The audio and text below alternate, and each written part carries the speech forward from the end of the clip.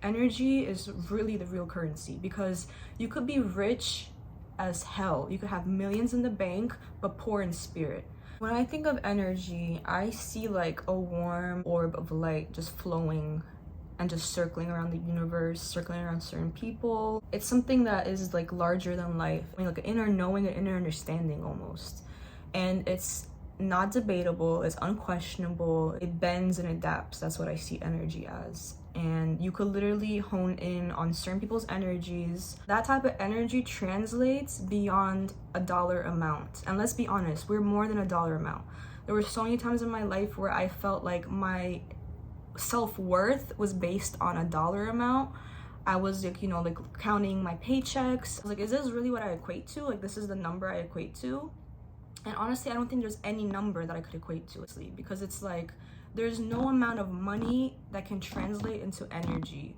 And that's because money is a man-made concept versus energy is more spiritual, more, worldly, more unanimous. Money is a piece of paper. It's a very low vibrational form of currency. Even a plate of food holds a higher vibration frequency than $20, honestly. The energy of certain things is higher than money can ever be. So it's like, yeah, you have money, you have a savings account, you have a 401k, you have stocks, you have bonds. What can you offer outside of that? What can you give to people, to community, to society, to the world outside of money? Because there's certain things that money cannot do.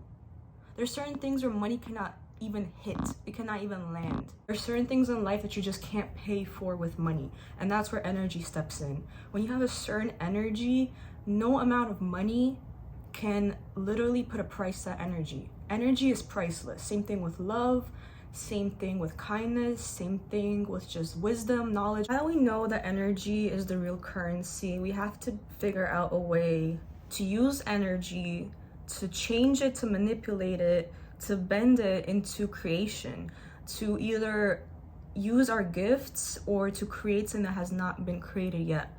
And it's not just inventions, it's not just physical, tangible objects, it's also a feeling, a sensation, a thought, a mindset, a perspective shift, even just like something that people have not thought about. The moment you decide something is for you, the moment you decide that this is something you want, that this is something you need, this is something you see yourself having, it becomes yours. The universe actively works towards this, especially if you're putting in the work and you are a frequency match towards whatever you're manifesting, whatever you want, whatever you desire, because no energy can be created nor destroyed. We already live with all the energy that exists on this plane of Earth and circulates within our galaxy and universe. So basically everything that you want is already here. Whatever you want can already become reality. You just have to match the energy. You just have to match the frequency, the mindset. You have to look, feel, even smell like, whatever you want to achieve. To literally match the energy, you have to walk the walk, you have to talk the talk. You have to literally embody. You have to physically embody whatever you want. You have to physically embody whatever you want to manifest, whatever your desires are in this world. You have to literally be an energetic match. And you have to do the work consistently enough to manifest it and to maintain it. Because let's be honest, you might get it, but you might also lose it. So what you have to do is to not only keep at it, but to also create a routine that works for you. That way, 6 months down the line, you're not slacking. That way, 6 months down the line, you're not back at square one. You're consistently building upwards. You're using the foundation that you've created. There's a reason certain people are like, oh yeah, I want that person on my project. Oh yeah, I want this person on this piece. Oh, I want that person collaborating with me. It's not only because of the talent and the work ethic, but it's also an energy match.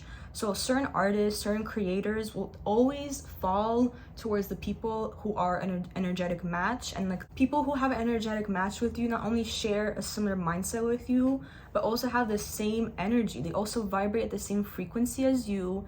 They also, communicate with you and your body and your energy at the same time. So you're not just doing the talking by yourself, it's also an energy transfer. Be very cautious as well as selective, because at the end of the day you are exchanging your energy with someone, and that is currency in itself. Being a high vibrational being, which means you You follow a specific lifestyle, you have a certain mindset, you have a certain belief system about yourself, you have a certain belief system about the world that you're in, and you don't fall easily into the cracks and crevices of the mind as well as the society we live in. And that is very much an energy thing. As soon as people find out that you have good energy, they will do anything to not only be around your energy, but to also take your energy from you.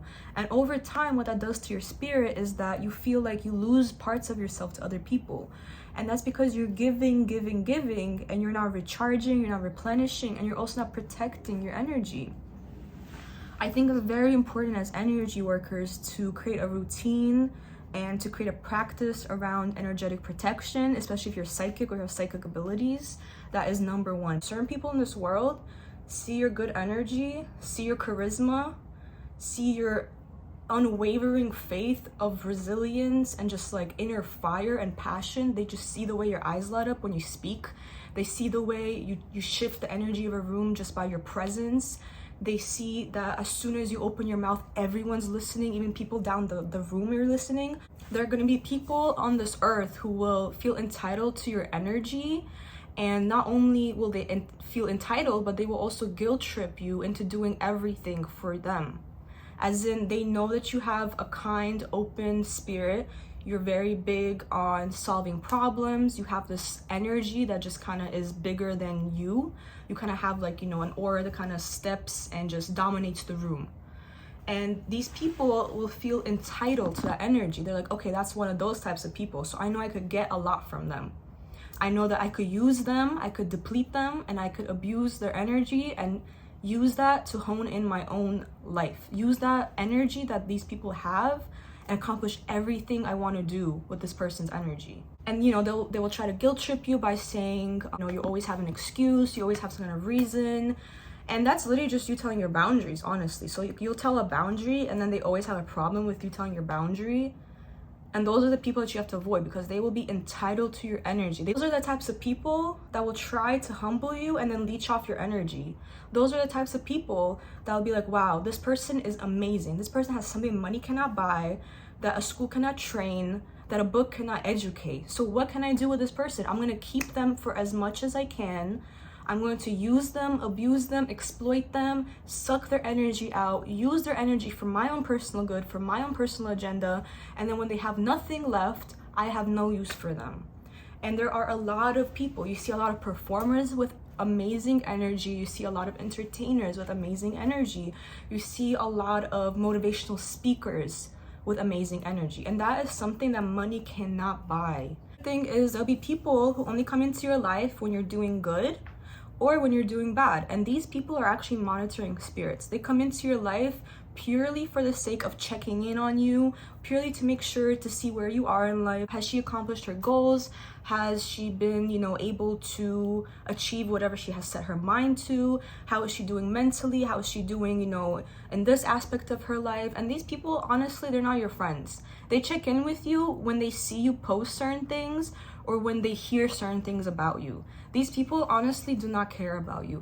The sooner you find out who these people are, the easier your life will be because you will know how to approach them and you will know how to create a very strict boundary. People will literally come into your life when you are at your lowest to make sure that you're at your lowest. And then as soon as they hear that confirmation, as soon as you tell them like, oh yeah, I'm having, a little rough time, or like, yeah, I'm fine, not doing like, the most, but I'm getting there. That's all they need. That's all they need. Notice that the conversation will stop right there as well. They just want to know what you're up to. They just want to know what you're doing. And if you're not doing anything good or if you're having a rough time, that's even better for them. That shit makes them happy. That makes them happy. That makes them excited. That makes them feel like, okay, yeah, this girl is not getting what she wants in life. So that makes me feel better about my life. That makes me feel better about my position. So if it's not working out for her, it's okay that it's not working out for me. Or sometimes they will actually prey on your downfall. They'll be like, okay, good thing this is not working out for her because I was about to say, like, this girl gets everything in her life, every single goal that she sets, she achieves. Life keeps testing her, life keeps, throwing her on the ground, and she still keeps going up. She still stands up and she still chooses to fight, and she's still not a bad person. She still chooses to be a good person. Like, those are the people that you should be very careful of. And they oftentimes disguise as your friend. they oftentimes disguise as your best friend, your even family members. Let's be honest, even family members. They feel like you owe them everything. They feel like you owe them an explanation, a reason, a justification, always something. And it's like, no, I don't have to deal with you, actually. I really don't. I could actually pick and choose what types of people I let into my life and what types of energies I want to be around. And I do not have to be around you. You do not own me. You do not control me. You cannot tell me what to do. So you have to be very protective of your energy, especially if you know you have a certain type of energy, because these people literally leech off your energy. Sometimes you have to literally teach people how to treat you, because if you don't establish that understanding, they will treat you how they want to treat you. And that's not okay, because just because they're okay with treating someone like that doesn't mean it's okay for you. You have higher standards and you have self-love and self-respect. So that marks the end of my video. Let me know if anything resonated, as always, or if you want to talk about anything in the comments. Be sure to like and subscribe, and I will be back next week with another video. I hope you have a great rest of your night or day ahead, and I will see you next week. Bye.